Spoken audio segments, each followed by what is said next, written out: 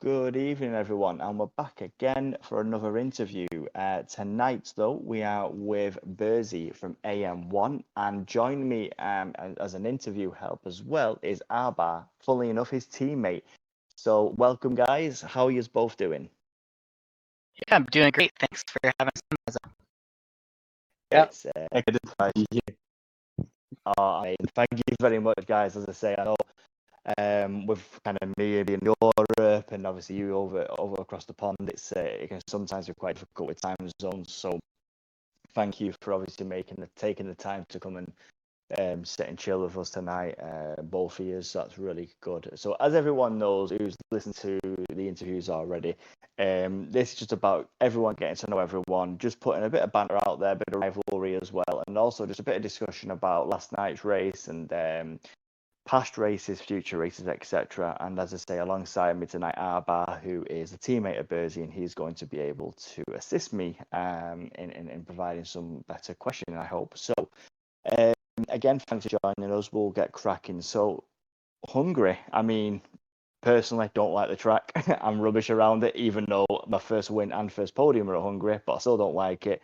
How did it go for you last night, BurzzyJ? Yeah, I mean, qualifying was great.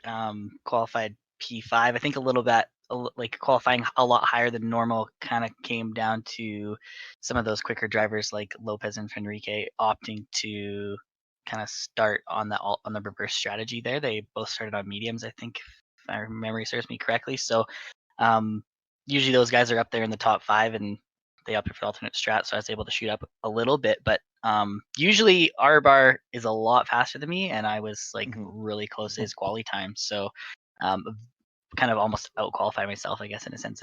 Guess one of my strongest tracks. Well, And don't sell sorry, yourself go on, short, mate. No, go Burzy. on, mate. Sorry.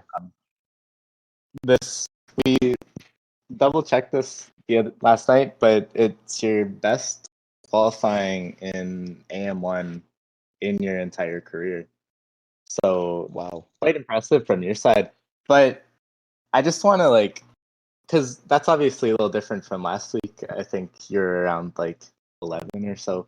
Is there was there something different with Hungary or your prep for this week that kind of got you that result? Yeah, I think it kind of goes all the way back into season 6 and just like the preparation that went into both Belgium and Hungary. I feel like Hungary, such a technical track, kind of almost demanded a lot more attention. And so, like season 6, especially, I was dialed in doing a lot of practice trying to get time down. And then when we came back to revisit it here in season 7, it was just like getting the muscle memory back. And then as we kind of got into things, finding a setup that worked well, both in the quali and the race. And obviously, was just dialed in a lot more, did a lot more practice even for Hungary than I did for Belgium last week, which I think correlates a little bit to where the quality positions were. Do you think the track suits you more, or is it just this a strict practice thing? I think it's a little more of a practice thing. 'Cause, like obviously, like Belgium's really only got that technical second sector, and I guess just my lack of overall racing experience, I just didn't really quite grasp how to get that second sector in Belgium nailed down. Where we're here kind of demanded a lot more focus because you're always on edge because there's a couple corners. I think it's turn 4. We nicknamed you Venice Corner because from his infamous spinning crash in AM1, and I think he did AM1 and AM2 last season. He crashed at both races, so definitely one of those corners you got to watch out for, where you're throwing it in there in 7th gear in quali, and you're just hoping the car sticks. And there's a couple corners like that where you just got to make sure you're focused and dialed in. And I don't know, I guess just set up, played a factor, and have a solid lap time. Do you obviously one of the points you kind of pointed out there was obviously your expectation of quality, you kind of exceeded your own expectations to be up in 5th, and you also said obviously so close to Arbar, who, as you mentioned there, is naturally quicker than yourself. Obviously going into the race at lights out, what was your feeling? What was your feelings? Was you nervous? Was you confident? I mean, if I personally, as an example, overachieved in my qualifying session, I would probably be sweaty palms all over the pad, nervous going into turn one. Like, what was your mindset when them lights went out, when you qualified so close to your teammate who you've already outlined is, quicker, usually quicker than yourself? How did you handle that? Yeah, totally. Same as yourself, Muzza. I was definitely sweating a little bit. Kind of had the butterflies in the tummy just a little bit. I was like, man, like I'm up quite high here. Like we gotta have a good start. And of all the practice I had done, my clutch release just wasn't quite on, and so I was getting a lot of spin from the rear tires, and that even happened on the start. But I was able to kind of catch it a little bit, and then had a good run. And more like for that first lap and a half, it was pretty solid. Didn't like was able to just maintain position. I think Kit and Petter got by going into turn one, and then after that, it was kind of smooth sailing for a first little bit there. So Thanks. then the race kind of just took off from there, and the natural race pace kicks in for everybody. You've got the front runners taking off, and then Bosnia and everybody else forming a good trade. So obviously, as I say, BurzzyJ, I mean, and I'll be the first to admit that even as an interview, I don't know every driver in contest speed, I know names, and I don't know everyone's performance levels, etc. So obviously you qualified P5, which you said you was over the moon with. You race, you finished P11. Now, how did you see that as a plus? I mean, I know there's some really, really quick drivers in AM1 and speed. One of them is in here with us now, amongst others as well that I've spoken to. Was you happy with P11? Do you think you could have done more to get into the points, or do you think you really got everything you could have out of that car last night? Honestly, no, I wasn't happy with my performance. Definitely when we got onto the second stint there on the hards, the race pace just wasn't there. A little bit of just driver inconsistency on my part, and I think a little bit of just set up the hards just weren't quite giving me what I was asking of them, and also just the natural progression of just like being stuck in a train with a bunch of drivers trying to get by them. And Hungary is such a technical track. There's really only one overtaking spot, so it was really difficult to get a move on. And I think just overall just wasn't able to be as consistent lap to lap as I needed to be to get up in there. I know I was kind of mentioning to Arbor before, but there's the drivers on the reverse strategy, like the Fenrique and Lopez, more name dropping. They're more of those drivers that are definitely fighting for podiums week in and week out, and they had opted for a reverse strategy, so which kind of resulted in my high qualifying position. So I knew right off the top I was going to be losing 3 to 4 or like 2 to 3 spots, just because those guys usually cut through the field, and then just overall just couldn't make the moves done and get by the drivers I needed to late on in the race. Of course, mate. Bob, have you got anything to add on to that one, pal? Yeah, AM1 it's such a deceptive tier because you do have this like crazy pace difference between a lot of guys. I found myself in a similar situation where I was in the net lead and I let myself forget I still had Fenrique and Dean behind me who fairly easily caught up. So it can be quite difficult. So I guess BurzzyJ, like with the pace differences, do you find sometimes you get ahead of yourself, and does that lead to like frustration when you can't match the pace with people coming through? Not necessarily frustration, because obviously you don't want to get yourself like, I don't really want to get too caught up in the heat of the moment, but definitely like as I'm watching those lap deltas and I'm trying to keep that around the fastest lap, if not improving lap to lap, and the odd time that you have that lap where you're like 0.6 off, it's like, oh, that was not a good lap. So then you're watching now that the game has that awesome live delta to the cars around you, kind of keeping an eye on that and kind of understanding the pace there. Obviously, I kind of know which drivers now I need to be comparing myself with week in and week out, and I know kind of which drivers I need to be consistently beating to kind of be happy with where I'm finishing. Right, brilliant. Sorry, just to say there as well, I think that brings me on to probably, and if you haven't seen it yet, please just go on at the footage poll. If you haven't seen this bit of action, please, anyone listening, go to the footage poll and check out the post that I posted regarding Burzy. Probably your biggest moment of the race, not in a disrespectful way, of course, because your qualifying was amazing and your race was obviously consistent enough with the faster drivers behind you, but that reaction time around the penultimate corner, I'll be honest, I don't know the turns. I'm rubbish with turn numbers on tracks, but what a reaction that was. Following the Stone Towel, I believe it was, around for quite a few laps, and kind of had noticed that his tires were starting to wear off just a little bit, to where he was getting a little bit loose, especially at that corner. And then finally, I was watching him kind of go around, and I could see the rear end step out, and then he kind of caught it, front end caught, and he gets that oversteer the other direction. So his car is now going.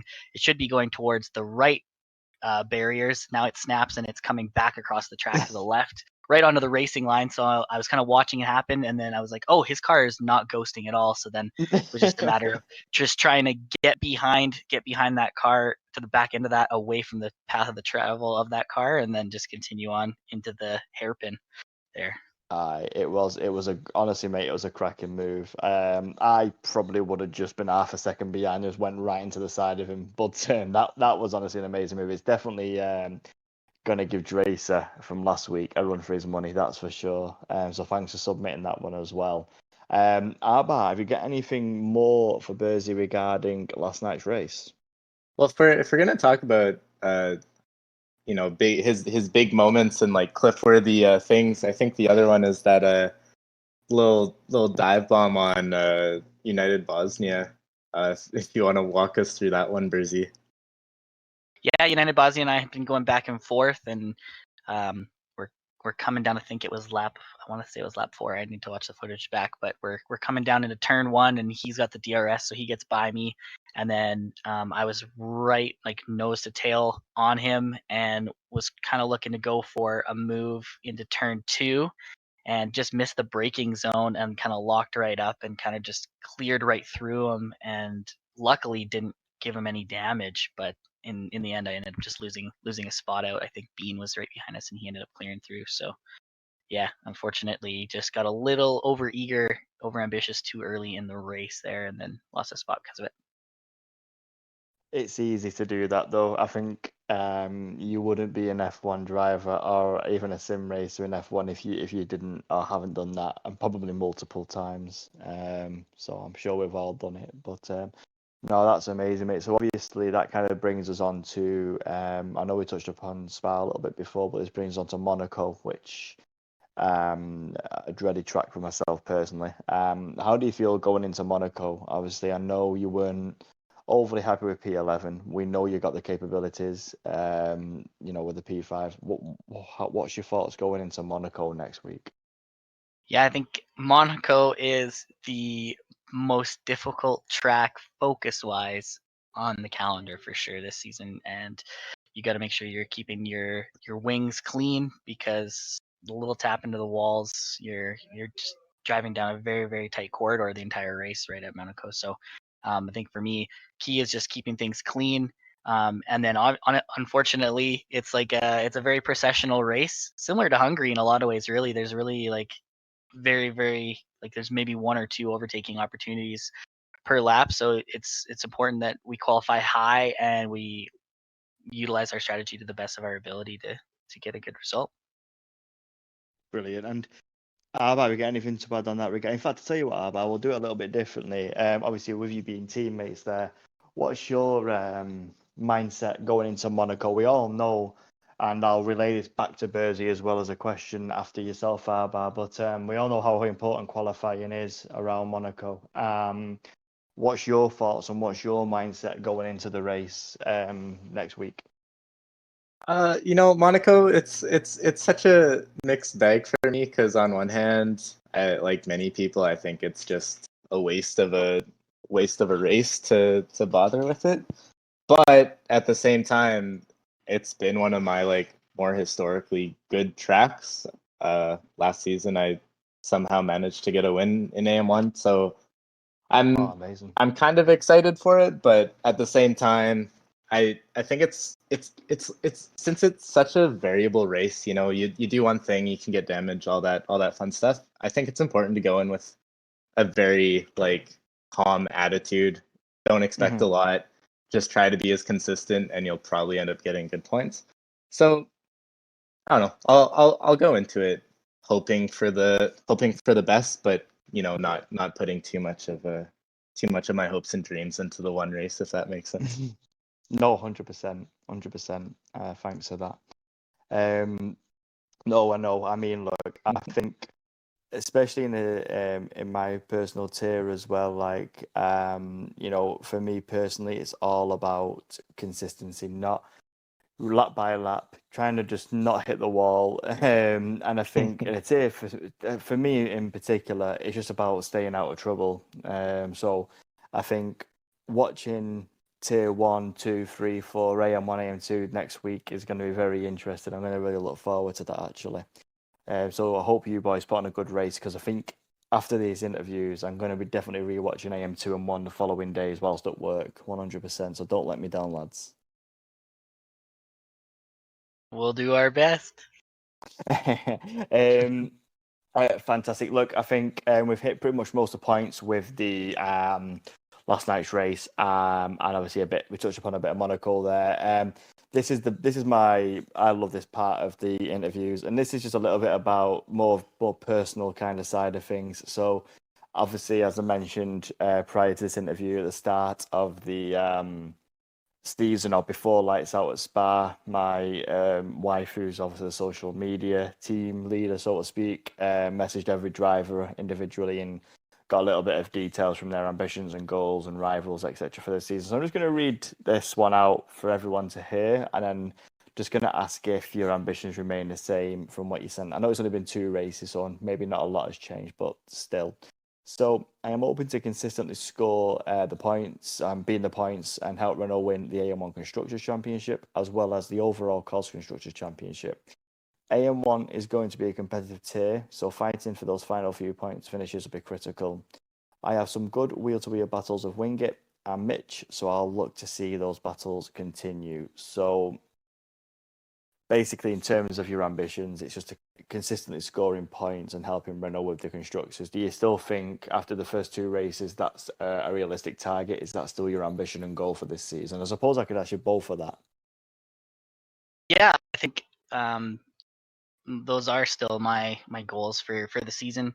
AM1 is such a unique tier because we have quite a unique talent split. You've kind of got the top 6 drivers, R-Bar included, where they're really fighting for the AM1 championship, and then the bottom 14 of us are fighting for what we like to dub the AM 1.5 championship. So I think if I can be the best of the rest, as it were, that's kind of, I'll be very satisfied and like very excited with that result at the end of this short season. And then in terms of kind of like my rivals, I've kind of noticed I'm quite a bit quicker than Mitch and Wingit, and have my sights kind of on the likes of Kit and Petter and Bosnia and Stone Towel. They kind of seem to be my more on track competition. So we'll kind of see things as they play out this season. Fantastic. Anything to add on to that, Arbar? Yeah, as far as like just people's aspirations as far as the AM side goes, I think everyone at the start of these seasons has to kind of restock a bit. I know a lot of the AM2 guys with new additions and stuff have had to kind of retemper their expectations. So, I mean, as far as BurzzyJ goes for his expectations, you know, you come in thinking, oh, I'm going to be racing these 2 guys. But to be fair, now that I think you're finding you're able to race with a bit of a higher tier of driver.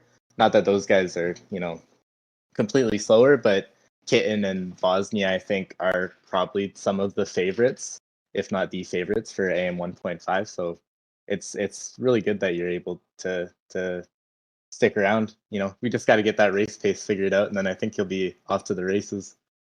Well, there you go, but it sounds like you're his mentor, which is amazing. So everyone knows Arbar's got pace. So there you go. If you need someone with race pace and consistency, you've got a cracking teammate there, Burzy. No, like I think you're right. If you're setting your expectations, you're setting your goals at a really high level, and you're proving that. I mean, yes, P11 in Hungary, but you've already said the reasons for that. So your qualifying positions, even if we minus the 2-3 medium sitters behind you, who said were quicker than you, forget them. You're still P8, P9. You're still in the points where you said you were going to be. So look. I think looking at the tasks and obviously what you said today, I think there's a realistic chance of you doing that, and I'll be definitely keeping a keen eye on how that plays out now. So I'm going to put you on the spot here because your teammate is in here, Burzy. Who's going to win the AM1 championship this year? Oh, well, obviously Arbar has a really good shot at it. I believe he's 1 or 2 points behind the leader right now. It's a very tight battle, 2 races in, and as long as he's consistently on the podium, he's got a very good shot at it. So my vote is 100% behind my teammate Arbar. He's a good friend of mine. We actually grew up in the same hometown, so we've been good friends. Amazing. We've been good friends for the better part of a decade now. So it's pretty cool that I've been able to kind of continue our friendship in the online world of sim racing. It really is. I didn't know that, and again, I think this is what makes these interviews such a good idea because there are things I don't know about people on here. You can type and type and type all day, and it doesn't always mean a thing. But to physically talk to someone and have that open discussion, this is what this is all about. And I just learned something new today. I never knew that. So Arbar and Burzy, same town, same village, whatever you'd like to call it, immense. And now they're racing together on AM1 in COS, which is just ridiculously good. Look, I think that's all we've got time for this evening. Before I do say a goodbye, is there anything you'd like to add to the listeners out there, both from yourself and Arbar there before we go? I think I'm all good. But thank you so much, Muzza, for the interview, and Arbar, thank you so much for units. Can't wait to get cracking on some Monaco practice here this week. Thank you very much I'm for expecting joining big us. things. Yeah, I'm honestly, now that you've committed, you've literally got me into watching AM1 and AM2 next week. So to you, because of you boys, I'll be doing that. So look, a big thank you for again both of you for joining me. Thank you, Burzy, for joining us in the interview, and thank you, Arbar, for helping me out. As a wingman, so to speak, because as I say, you got a lot more inside knowledge on the AM side of things. So thank you for helping me. I know it can be difficult with the time zone differences sometimes. So thank you, boys. And again, thank you for everyone that's listening. I did not expect this to get in the 20s for viewers already for some of the interviews that we've done. 20 odd drivers listening in already, which is just incredible considering we've only been doing it 3 days. So if you've listened to it and you like it, let everyone else know in your tier what it's about. Let them listen to it, and please promote this. We want to get a lot bigger than we already are. So, guys, have a lovely evening. Good luck at Monaco, the pair of years, and I'm sure we will cross paths very soon in Discord as well. Thanks, Muzza. Cheers.